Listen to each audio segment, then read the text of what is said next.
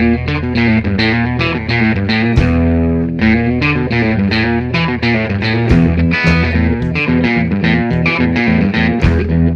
a todos e benvidos un día máis a Cotío, como xa sabedes, o noso programa de entrevistas en Badal Televisión. Hoxe está con nós Chema Ferreiro, un histórico do Bloque Nacionalista Galego, foi tenente alcalde do Carballiño e membro do Consello Nacional do BNG. E, bueno, ademais tamén, pois, complementas a túa carreira cunha formación como ATS, onde terminaches no Irixo antes de xubilarte, tamén como profesor de FP, de prácticas sanitarias, e tamén licenciado en Dereito. Imagino que, pois, completa a túa carreira e formación ao longo de toda a túa vida, non? Bueno, sí, é dicir, iso son anécdotas, non, que pasan na vida, non por ter varias cuestións, pois vas a ser mellor nin peor, todo o mundo pode facer. O que eu sí que, cando facemos, por exemplo, as reunións cos alumnos de institutos, os ex-parlamentarios, o primeiro que lle digo a xente que se forme, non? Que se forme. Incluso a esa xente que depois entrar en política, primeiro que este formada, porque non haxa ninguna dúbida que non ten unha dependencia da política, e iso é moi importante. Por lo tanto, eu creo que hai que formarse, seguir formándose, eu mesmamente, pois, xa un carroza como son, pois, bueno, pois ainda sigo intentando facer cousas. E, bueno, agora xubilado xa fai un par de anos, se non me falla a memoria, sacaches a túa tesis doctoral. Por que neste momento da túa vida? Bueno, no momento, é dicir, eu xa tiña feito o traballo, ocurriu que agora, na medida que deixas a primeira línea da política, tes máis tempo, entón recuperei eso, e eu tiña moito interese en rematar ese traballo, non? Que era a tesis de Dereito, pero basicamente co tema de dereitos políticos dos emigrantes galegos, a emigración e o voto emigrante, que teñen moita vixencia, moita actualidade, e fundamentalmente o que eu pretendo é facer un reconocimento ao enorme esforzo que fixeron os emigrantes ao longo de toda a súa historia e que desafortunadamente eu coido que non se está reconocendo na xusta medida e polo de pronto, pois agora o que hai que facer é facer este reconocimento, facer unha valoración e tomar medidas legislativas que eu algunha modestamente plantexo na fase de conclusións da tesis que van nesa dirección. Bueno, imagino que non sería un traballo fácil, senón que hai bastante documentación detrás, non? Contanos que foi o máis difícil, por así decirlo, de rematar esa tese. Vamos a ver, eu sempre tuve unha querencia polo tema da emigración, eu me remonto xa a cando era neno e mozo, eu son de Coruña, e íbamos nacín en Coruña, ainda que, claro, depois de tantos anos xa son de Carballiño, viñen aquí no ano 78. Pero, bueno, nacín na Coruña, e iba con moita frecuencia a ver marchar os inmigrantes en aqueles transatlánticos, Monteumbe, Montserrat, Guadalupe, Cabo San Roque, etc., etc., e aquilo impactoume, non? Impactoume porque, de alguna maneira, había aquelas escenas tremendas de que a xente marchaba, de que pais despedían os fillos e de filliño ou filliña non te vou a voltar a ver, e aquilo impactoume.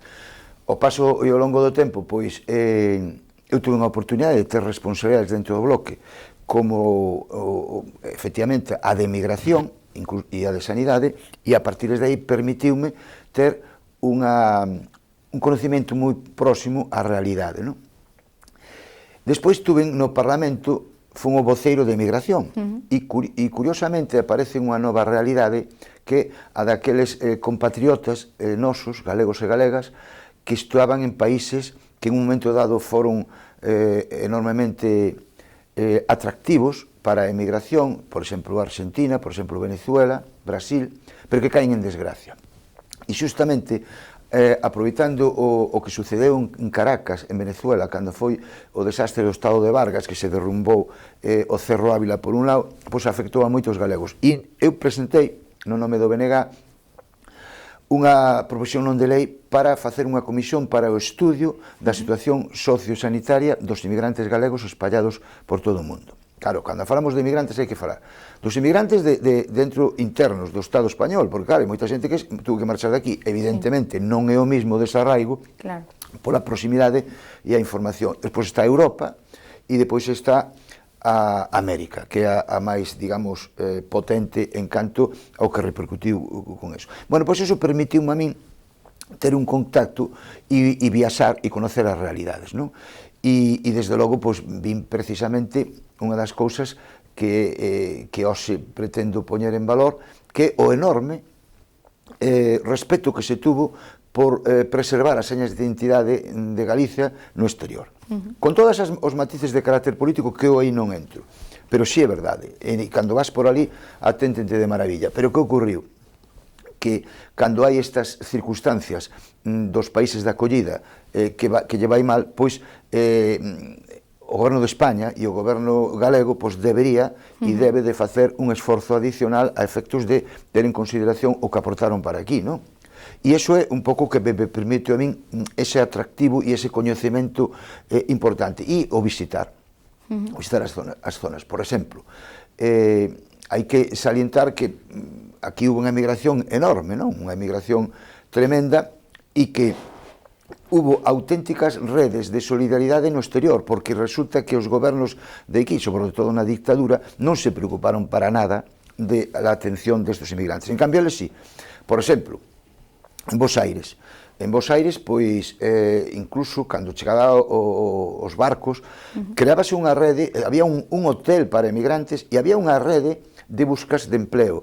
E entón funcionaban en rede todo o mundo. E iso, a pesares de que aquí se tiña un auténtico descoñecemento de cal era a situación e, depois, por outro lado, significou que a esa xente que lle foi ben, porque evidentemente hai moita xente que foi a facer as Américas, tamén non é menos certo que houve moita xente que foi a facer a América, é dicir, a contribuir ao desenvolvemento desos países receptores, que temos que estar eternamente agradecidos, México, Panamá, por exemplo, digo isto, Venezuela, porque nós na nosa comarca, evidentemente, temos unha experiencia abondosa de migración. Pero, evidentemente, uns foron a facer a América, outros foron a facer a América, pero despois houve outra xente que caeu en desgracia. E se tú caes en desgracia en unha grande urbe como Río de Xaneiro, Bos Aires, e non estás no momento asociativo, eres un auténtico descoñecido. De aí que outra das fases das exposicións que fago eu na fase de conclusión, de ver en que medida se pode abordar a situación da xente esta que caeu en desgracia, non? Bueno, como ti comentabas, a nosa comarca pois é un dos claros exemplos da emigración, pero bueno, non só nesa época, senón tamén no 2018. Claro. E bueno, hoxe en día co que estamos a vivir, crees que se volverá a producir outro éxodo similar a estos? Bueno, mira, hai un dato que a lei de ciudadanía española no exterior, no seu preámbulo, falaba, e estou falando, se non me equivoco, de fai 15 anos aproximadamente, falaba de que o fenómeno migratorio desaparecera, que ora o que estaba sufrindo o Estado español era o retorno.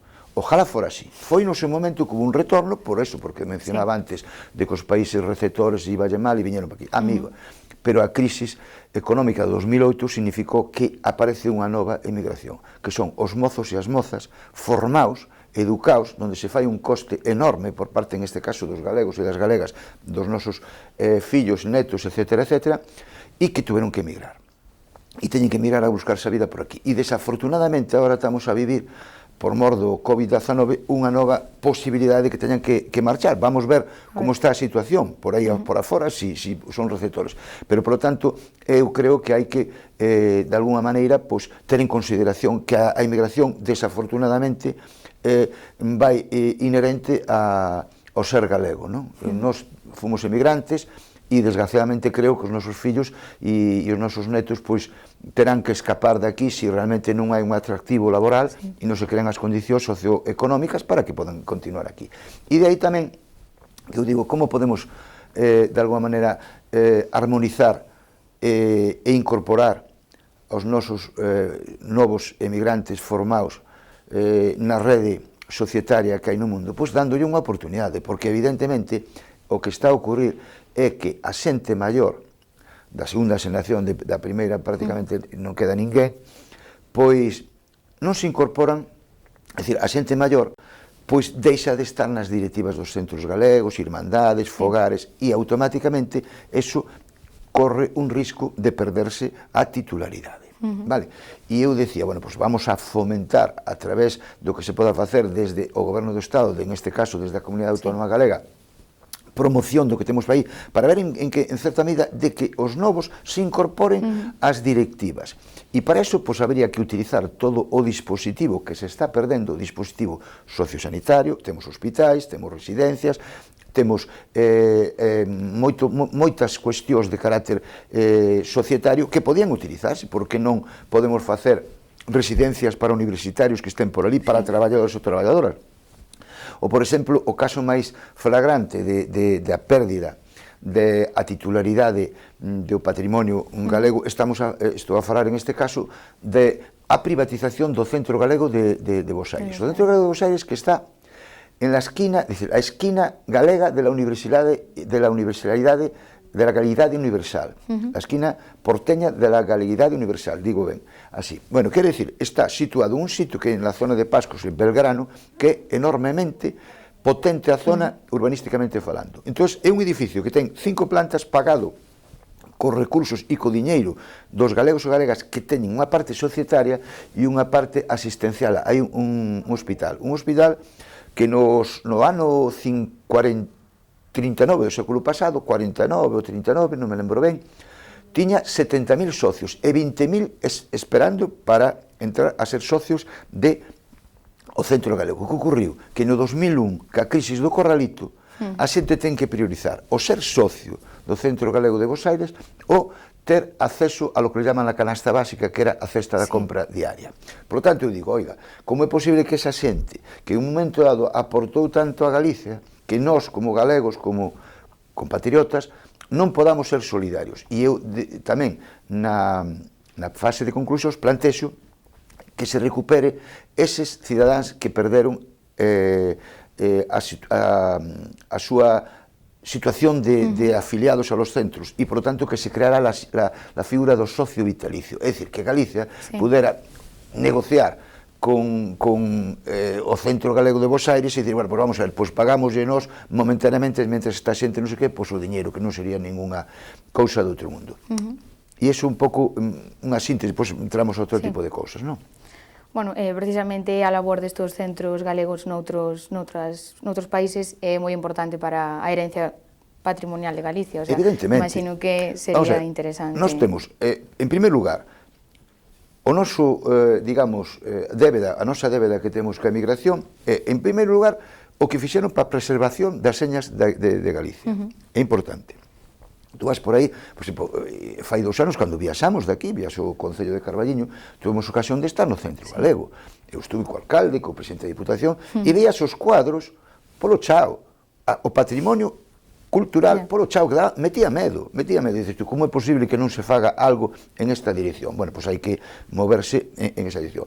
E despois hai outra cuestión, que non se pode esquecer o que significou un momento dado para cando Galicia non tiña nada, as aportacións que fixeron os emigrantes, aportacións a nivel de instalacións de escolas, a escola de Banga, edificios sociosanitarios e de beneficencia, o noso asilo de ancianos, a ubicación da Real Academia Galega, en Coruña, é dicir, o García Barbón. Bueno, podemos estar toda a mañá falando dese tema. E que decir das remesas económicas que nivelaron a balanza de pagos no seu momento, porque mandaron diñeiro aquí, que significou renovación do parque de todas as maquinarias agrícolas, instalacións de novas edificacións en todo o rural e, fundamentalmente, as remesas económicas que viñeron a dar aos bancos e ás caixas, que, desafortunadamente, pois, despois non se invertiu aquí. Precisamente eu comenzo a tesis con unha definición que fai un carballiñés emigrante en México, que é Rogelio Escaleira. E el dice unha definición: o emigrante, unha clase social diferenciada.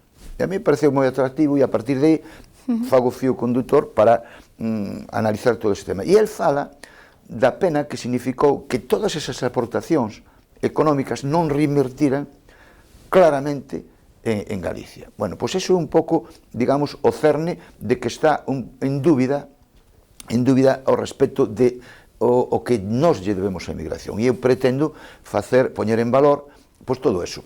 Por que a galeguidade? Porque a todos se nos enche a boca de decir, merecen moito, sí, pero nada máis que se acordan sobre todo os partidos mayoritarios cando hai período de eleccións. En todos os consellos xerais da migración, en todos eles, con independencia da ideología que teñan as súas directivas, que foron moi tratadas con cariño polos grandes partidos, porque lles interesaba, e realmente en todos esos eles plantexan, é dicir, que queren participar na vida cultural e política de Galicia. Eu creo que hai que facelo, pero nas condicións incontestables de transparencia. E ora xa entramos na outra parte que o voto. O voto rogado, que é un voto que eu creo que lle quedan moi pouca vida, bueno, pois non cumpliu a función para facultar a participación. Bueno, ben é certo que antes o voto era un voto de oficio, e bueno, era un escándalo. Eu te vou a ler algunhas cuestións de aquí para que depois os televidentes analicen. Sí, claro. Mira, eu vou falar, por exemplo, de la comparecencia en sede parlamentar de un señor que teño amistade con el, depois chegou a ser diputado, que era o presidente do Consello de Migración, tiña a súa vinculación política, pero cando comparece no Parlamento galego e se dice como está eso do voto, e leo textualmente: agarro unha bolsa de sobres e voto por 100 o 200. ¿Que el sistema da para eso? Claro que da. Yo mañana voy al correo, soy amigo uno del correo, agarro una bolsa de sobres, me la llevo a mi casa y voto por 100 o 200 personas. Esta posibilidad está, ocurra o no ocurra, pero ahí está. Bueno, esto dito por el presidente é bastante significativo. Sí. O, por exemplo, non vou a decir de que partidos se tratan, pero dice, el Diario Español, o que estou dicindo aquí está na tesis, por lo tanto está documentado, non é un demagoxia.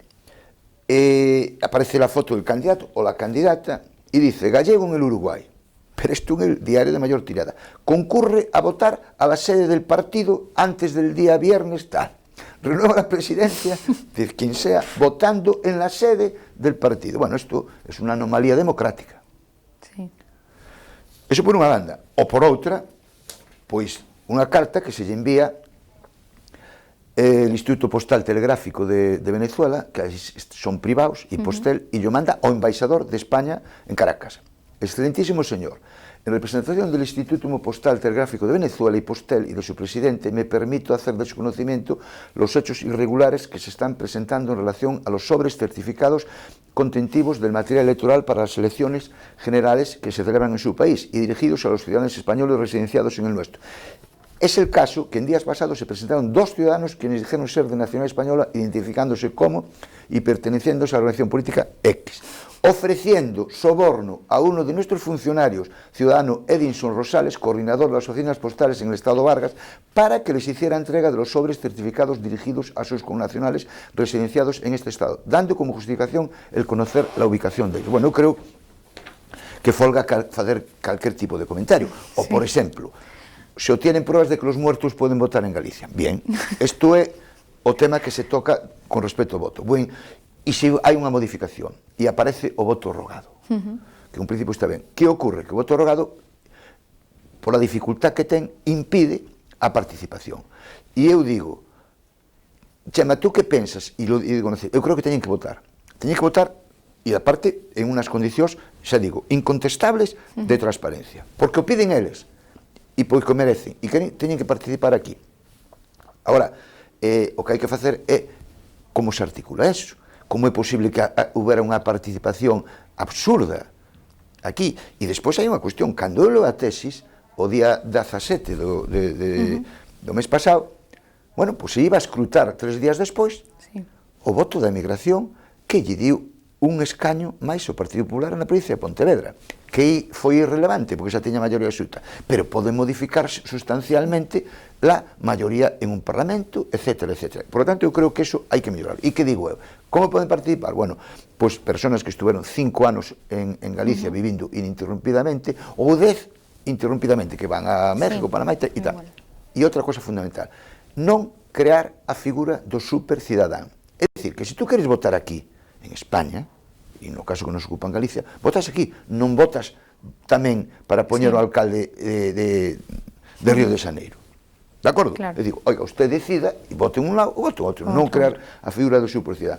E isto un pouco, digamos, é a síntesis das cousas que plantexo. Despois xa na fase de conclusións, decía Cheso, da figura do socio vitalicio, e despois digo, se resulta que non se está de acordo con lo del voto por correo, eu dicíache, María, que estou convencido de que va a haber unha modificación da lei en ese sentido, da Lei Xeral de Régimen Electoral, porque hubo un anuncio por parte de Pedro Sánchez e de Pablo Iglesias en sentido de modificar el voto rogado, que está en función de quen gobierne, les interesa ou non les interesa. Pero bueno, hai que modificar, facilitar la participación. Se non fose o caso, que non se poñen de acordo, bueno, pois habría que pensar en crear la circunscripción única da emigración. Que quero dicir con isto? É dicir, de facer unha normativa, probablemente houbera que cambiar a Constitución, de dicir, bueno, pois que a migración decida cales van a ser os seus representantes. É dicir, María Muleiro se presenta de candidata a migración, da candidatura X, pois por Europa. E Chema preséntase por América. E entre eles deciden, e resulta que hai uns porcentaxes que xa teñen unha participación directa, co cual evitaríamos toda esta suspicacia, todas estas reservas ao respecto da participación, e dignificaríamos a figura do emigrante, para que de alguma maneira non poda ser utilizado. E esta experiencia que digo eu, pois estou falando de que está en Francia, en Italia, en Portugal, en Panamá, é dicir, hai un porcentaxe de, mire, nosotros, 8 persoas directamente, etc. Bueno, pois, aínda que eu non son moi partidario delo, se houbera necesidade, pois habría que facelo. E despois tamén é a grande preocupación que eu decía, vamos a ver, que va a pasar con todo ese patrimonio que está polo mundo español? Hablo do Centro Galego. Falamos da galeguidade. No Centro Galego, na parte do hospital, está a habitación donde faleceu Castelao, que o teñen como un sitio de peregrinaxe. Nos fomos todos ali a velo, e todo este tema. Está perfectamente ali. Entonces, eu digo, pero como é posible que non se poda chegar a acordos en Xunta, Goberno do Estado, con aqueles estados aquí? Bueno, pois eu incluso apelaba a la figura ficticia, xurídica, que chaman a extraterritorialidade. Que xa sabemos que nós non podemos traer ou non debemos de traer as pedras para aquí, non? É evidente que non. Además, eu son dos que digo que debe de quedar ali, porque é unha impronta do que fixeron en todos esos países. Pero quero decir que, por que la extraterritorialidade? Porque sería, digamos, unha figura similar a lo que é unha embaixada, un consulado, un avión ou un barco. Se tú estás en un barco ou un avión de bandeira española, tú estás en territorio español. E máis, un capitán de un barco e un piloto de un barco, te podeche casar incluso dentro do avión. Bueno, pois eu digo, vamos a facer algo parecido e que ese territorio non perda a titularidade galega para preservar ese tema, porque desafortunadamente, digo, o Centro Galego de Bos Aires pois está privatizado e pode pasar perfectamente. Xa hai unha anomalía tamén na Hermandade Galega de Caracas, que é un sitio espectacular e está pasando por todo o mundo. Por que? Porque a xente nova non se incorpora nas tomas de decisións en nas directivas. E ese é un pouco o que eu pretendo. Despois, hai outro aspecto que tamén incorporo, que resulta que o ano pasado, cando se dan as medallas do Parlamento Galego en este caso, deronse a emigración, unha señora que era a representante de Fillos de Zas, plantexa e dice unha petición para o goberno galego que se cree la asignatura de Historia de la Migración Galega, para que se estudie en el nivel, en el currículo que se considere. Bueno, pois eu fixen miña esa cousa e a plantexo tamén aí, igual que plantexo que se optimice todo o dispositivo que temos, que se fagan convenios xunta bilaterais para que resulta que tanto os mozos e as mozas podan estar utilizando eso e, sobre todo, toda a poboación que é moi embellecida, igual que aquí que en Galiza, pois que resulta que se podan facer centros de día, que se fagan vehículos adaptados para leválos, en fin, optimizar un pouco, e incluso para resaltar o gran papel que se fixo aí, e, por exemplo, en este caso, a figura de Castelao, pois que se creara pois la cátedra, imagínate, la Facultad de Medicina de Santiago de Compostela, pois facer un convenio con unha facultad, unha universidade de Bos Aires e crear la cátedra de Alfonso Castelao. Bueno, Sí. É dicir, a cousa va por aí, modestamente, pero son aportacións todas elas que son verificables, non? E efectivamente a mí sorprendeme porque tuvo moito atractivo, incluso como vos nos medios de comunicación, de chamarme para falar deste tipo de cousas, porque creo que non é que se faga en declaracións de intencións nos períodos electorais. Non, mira, hai que normativizar, hai que poñer claro, é dicir, é evidente que non pode ter o mesmo tratamento a efectos da rede sanitaria, por exemplo, un que está en América que outro que está aquí, pero tampouco é menos certo que tú vais facer un convenio de colaboración pois ca rede hospitaleira que poda ter Argentina, Venezuela e tal, e nós temos hospitais, temos en Salvador de Bahía, en moitísimos países, en Montevideo, e todo eso que hai que verlo para ver, é emocionante, non? E, bueno, iso é un pouco o que eu pretendo, non? Bueno, estas peticións que, bueno, como diste, están verificadas, imagino que sairán a debate na Xunta, onde pretendes que se poidan... O paso seguinte é que me plantexaron que fixera un libro desto, non?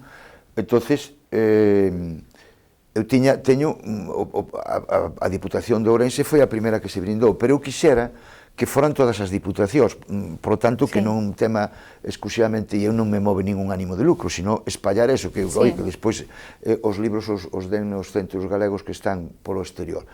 E estou pendiente de facer esas xestións para que, de alguna maneira, pois, fagan uso de eso. Pero todo o que digo eu, María, sendo novedoso porque aparece unha tesis, non é menos certo que todo o mundo sabe do que estou a falar. Por exemplo, Pedro Sánchez, presidente do Goberno de España. Pedro Sánchez veu no 2005 aquí a Ourense al escrutinio del voto de la migración. Eso non o sabíades. Por el PSOE, no 2005. E puso nas actas, é dicir, todas as anomalías que estou detectando aí. Por tanto, que non me ven a min agora, a ver, nós que vamos a hacer en función desto, en función do outro, decimos o decidimos legislativamente. Eu creo que non se pode crear falsas expectativas, pero hai que poñer en valor todo o que fixeron os nosos compatriotas, e concretamente eu teño unha débeda tamén aquí ca comarca do Carballiño. Poñer en valor o recoñecemento de todo ese tema e non perder a titularidade. Tampouco é tan tarefa tan ambiciosa, non? Sino unha cousa de bastante sentido común. Eu supoño que se me esquecerán algunhas cousas máis das conclusións, pero basicamente eso, non? E o que pretendo, bueno, pois que de alguma maneira en algún foro pode ter utilidade, pois perfecto. Creo que todo o que digo é absolutamente factible de facer. Como é posible que non se poda facer se temos un centro maravilloso, hospitales por todos os lados, residencias de maior? Oiga, pois van a facer convenios. E sobre de todo, hai outra cosa que si, ahora, me lembraba ahora, que eu digo, decía chego ao principio, unha persona que vai ben está no momento asociativo.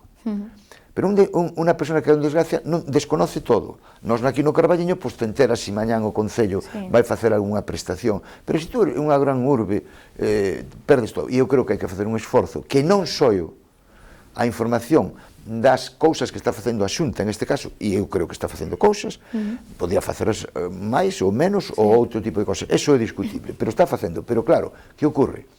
Se tú non estás no momento asociativo, desconoces dese tipo de cousas, porque non estás no talón do anuncio. Eu pedía que se utilizaran os diarios de maior tirada desas grandes urbes e que aparecera un anuncio da Xunta de Galicia, pois mire, vai haber o programa Reencontros, vai haber un programa para mozos e mozas, non sei que, vai haber unha axuda económica a aqueles que caeron en desgracia. E todo eso que non circule única e exclusivamente no momento asociativo, sino que teña acceso todos aqueles que, insisto, a moitos folle moi ben, moitos fixeron América e moitos folle mal. Bueno, nese sentido, sí estaría moi ben a difusión, porque, bueno, a Xunta está traballando, por exemplo, hai programas para investigación, para, bueno, xente que tivo que sair porque aquí non tiña oportunidades, e que realmente sí se están facendo cousas, pero quizáis non chega a información. Claro, eu creo que hai que potenciar e hai que vinculalo, hai que facer un nexo de unión co que queda da bella emigración, ca xente nova, que afortunadamente a xente preparada, xente que en este momento pois significou un coste para toda Galicia, en este caso, e que desafortunadamente pois resulta que teñen que ir a traballar para desenvolver economías de outros países. Unha desgracia, pero é o que hai. Sí, a verdade é que hoxe en día é un lastre realmente esa Pois sí. situación. Pois é verdade. E, bueno, agora gustaríame falar un pouquiño, fai 2 anos, máis ou menos, e deixaches tamén un pouco de lado a política, bueno, quedou Sofía García ao mando no Carballiño, bueno, imagino que, aínda que non sexa de cara presente, sí que ten todo o teu apoio, non? Evidentemente, pero vamos a ver, eu deixeino porque eu xa non tomei posesión, Sí. pero, bueno, o que vou dicir de Sofía é brillante, é dicir, está facendo bastante mellor que a min, pero eu non deixei a política, é dicir, eu non deixo a política, de feito, asistín a todos os plenos e sigo asistindo precisamente a través das vosas ondas de Badalnovas, dos últimos, que se fixeron telemáticamente. Isto o fío do que está sucedendo, non? E os que estamos en política morreremos sempre tendo unha idea da política e un compromiso político, os que nos move exclusivamente un interés de axuda pois á sociedade, non precisamente pois que te move o ánimo de lucro, o posto, etc. Por tanto, eu estou ali, axudo, igual que os restos dos meus compañeiros, a Sofía, no que eu poda, pero, bueno, ela é unha persona brillante e está facendo un bo papel. E tamén teño a miña propia opinión de que como está a situación aquí, claro, evidentemente, como podas ter ti, cualquier cidadán. Por suposto, sí. Pero, vamos, que estou ao fío do que está a acontecer no Concello e teño, insisto, a miña propia opinión. E, bueno, a nivel Galicia vimos que nas últimas eleccións autonómicas o BNG deu un pulo moi importante. Esta sería unha nova etapa para o partido, imagino, non? Bueno, pois é verdade. Agora fíxose o sorpaso ao PSOE, igual que cando eu fui un diputado no ano 97, que de feito nos sacáramos 18 diputados, ahora sacou a compañera Ana Pontón, que foi brillantísima, ela, toda a organización, pero ela en particular, porque fixo unha dimensión da propia política moi transversal, chegaba a todo o mundo, e evidentemente, bueno, pois digo que nos naquel momento, pois sacáramos tamén 19 escaños, e precisamente perdimos un por Coruña por voto da migración, e pasamos 19 a 18. E evidentemente, pois, nos temos un reto moi importante, somos a segunda forza, e desde logo o bloque que significou é que unha esperanza, estamos falando de Galicia, pero tamén podemos falar a participación do noso diputado no Congreso, Néstor Rego, que curiosamente, con un solo diputado, pois está tendo unha trascendencia as tomas de decisións e as colaboracións enormes para o desenvolvemento, porque nós, sendo nacionalistas, somos solidarios con todo o mundo, é dicir, que non podemos estar alleos ao que está sucedendo no resto das comunidades autónomas, por lo tanto, hai que participar en esa dirección. Así o estamos facendo, así estamos tendo unhas iniciativas ao respecto do COVID moi interesantes, sendo solidarios, non priorizar a política por encima da saúde, e eu creo que debían de aprender moitos a todos os niveis, incluídos algunhas corporacións. Pois sí, a verdade é que é un tema para aprender día a día. Moitas grazas por estar hoxe con nós, Chema, e enhoraboa por esta tesis e por todo o traballo que hai detrás. Grazas a vos por permitirme espallar este modesto traballo que fixe. Moitas grazas. E os nosos espectadores tamén moitas grazas por estar con nós e vémonos noutra edición de Acotío.